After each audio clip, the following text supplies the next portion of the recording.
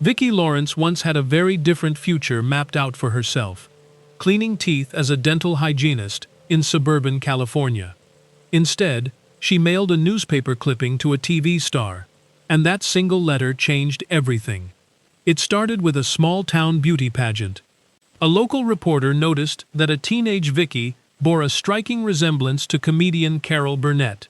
Vicki's mother, never one to let an opportunity slip by, encouraged her daughter to send the clipping to Burnett, along with a letter asking for career advice. What happened next defied all logic. Burnett tracked down the family's phone number, called them personally, and even showed up to crown Vicki at the Miss Fireball pageant in 1967. Within weeks, the girl who had never seriously considered acting found herself cast on one of the most popular television shows in America. She was 18 years old and had almost no professional experience. Every single week, she performed in front of a live studio audience, alongside veterans like Harvey Korman and Tim Conway. Comedians who had decades of experience she simply didn't have yet. Rather than sink, she absorbed everything around her. Korman taught her to truly listen during scenes, not just wait for her cue.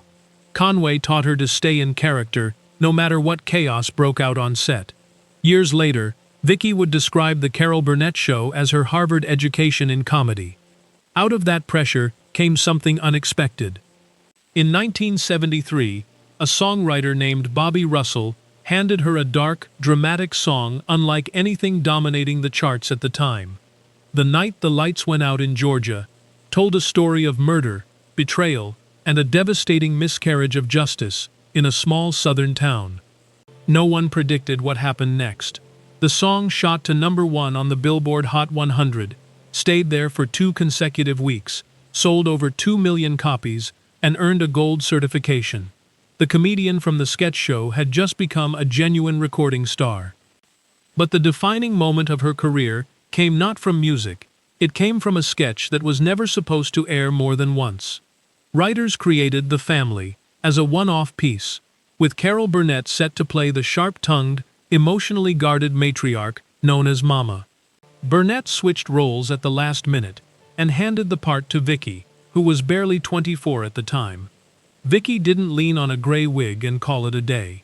She built Mama from the inside out, the hunched posture, the slow, deliberate voice, the eyes that always looked faintly disappointed in everyone around her. Beneath all the cutting remarks was a woman aching with loneliness and unexpressed love, and audiences felt every bit of it. The sketch became a phenomenon. It eventually inspired a TV film, and then a full sitcom, Mama's Family, which ran from 1983 to 1990, surviving cancellation, a network change, and a complete revival in syndication across 130 episodes. What makes Vicki Lawrence's story remarkable isn't any single achievement. It's the consistency. She didn't arrive with a master plan or a famous family name. She showed up, did the work, and kept reinventing herself every time a chapter closed.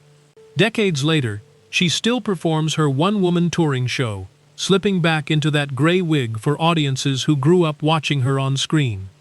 If this story resonated with you, hit like and subscribe. There's plenty more where this came from.